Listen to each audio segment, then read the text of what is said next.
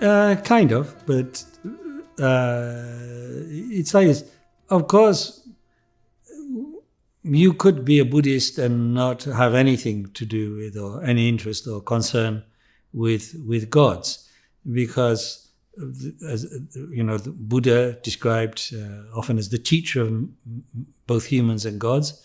He discovered that which transcends gods. He discovered the timeless, unborn nature of reality, emptiness itself, or the Buddha nature.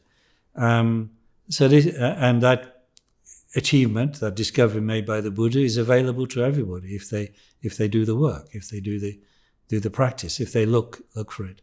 And that path has no reference to gods. There's no intervention that can help you with that.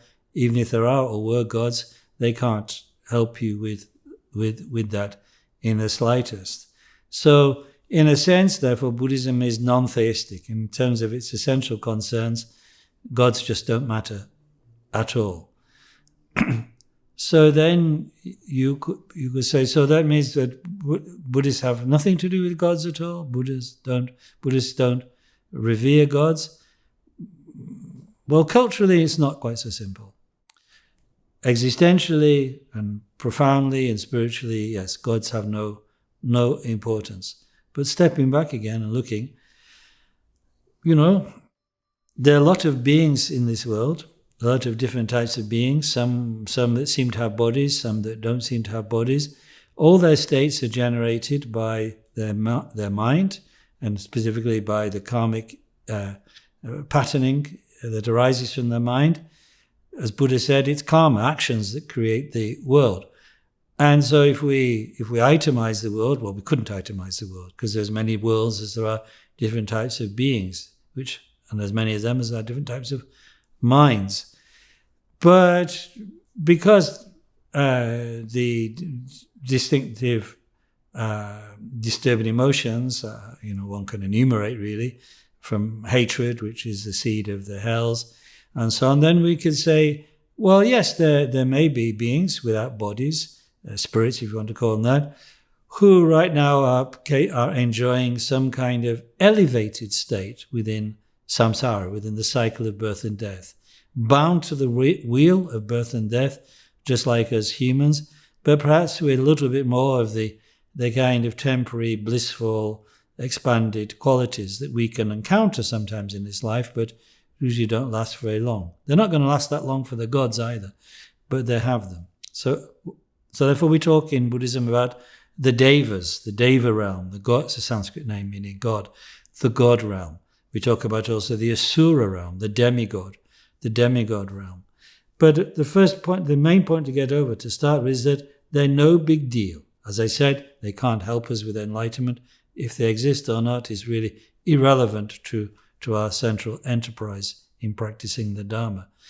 But on the other hand, it's good, I think, to have a generous mind.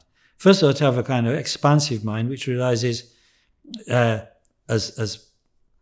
Hamlet said to Polonius, I think, there are more things in heaven and earth than in your philosophy, Polonius, and that's certainly what we think. So, yeah, there are devas probably, and there are probably asuras. Now, they'll be depicted... Now, the business of religion, and I didn't say Buddhism, the business of religion is pretty much, you could say, to cultivate relationships with such superior beings and coerce them to do something for us. I'll scratch your back, you scratch mine. Religion is really often mostly about that. Different cultures depict the gods differently. Many cultures have lots of gods. Some become a little bit more narrow-minded and only limit it down to one god. Maybe he was their family god and they've promoted him to supreme being in the universe. Of course, they're giving him a dangerous delusion by, do not say that to gods. They can take it seriously and believe that, and it leads them into terrible trouble. Usually they get reborn in hell after having thought of themselves as the creator. So do not tell gods that, my advice. But should we worship them? Maybe a little bit. What I mean is this. There may be spirits who come to be associated with particular places. in this world through human beings cultivating relationships with them. Traditional religion often talks about gods of mountains, gods of the lakes, gods of this, gods of spirits of the subterranean level, spirits of the earth level, spirits of the sky, but all samsaric, all with the delusion of I, all with the delusion of self. So what good would it do to cultivate a relationship with them? Nothing for your enlightenment, nothing for realization. But, it's good to have good neighborly relations. If there are such spirits who perhaps in a way embody the qualities of the landscape, the qualities of the culture, try to keep them on side. Try to make them happy. Try, if you really have the power, to bring them to Dharma. And hence, therefore, for instance, in the ancient setting of Buddhism, in Indian culture, the Buddha is shown as teaching gods, teaching the devas. He teaches Indra, the guy who thought he was the king of the gods, comes to Buddha to ask, is Zeus actually in an Indian incarnation. He comes to Buddha asking for teachings, and Buddha gives him teaching. Brahma, the one who thought he was the purest of all gods, the creator god, he comes to Buddha asking for teaching. So consequently, in the Indian setting, and in the wider Asian setting, the local gods of the culture are given a kind of place, not in the center of the Dharma, not in the center of the mandala, so to speak, but as potentially friendly forces who you should cultivate, in a way, kindness and generosity to. And if they're there, that will help to bring them into the Dharma. It'll certainly create a more harmonious world. In the same, so wherever Dharma went, it kind of allowed for this cultivation of harmony with local benign forces. And where the local forces were not so benign, it tried to change them, to tame them, to pacify their minds by gifts, by rituals of giving to the spirits and the gods, which is an expression of love and kindness, and finally an expression of the Dharma.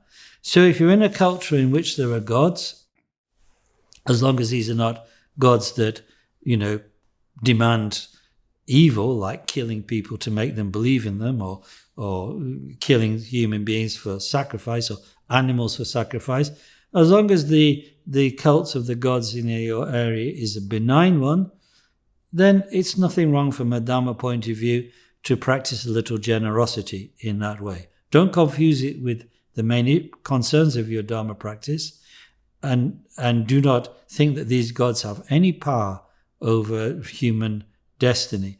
But over the kind of the local vibes, they kind of express the local vibes, so it's good to be generous to them. And that's why traditionally in Buddhist cultures, there is that kind of generosity to local deities.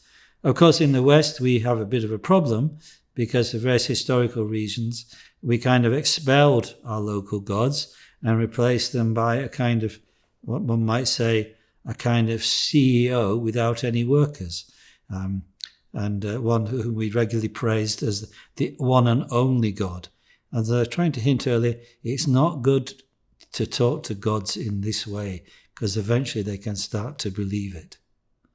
So practice generosity to the gods, remind them they need the Dharma.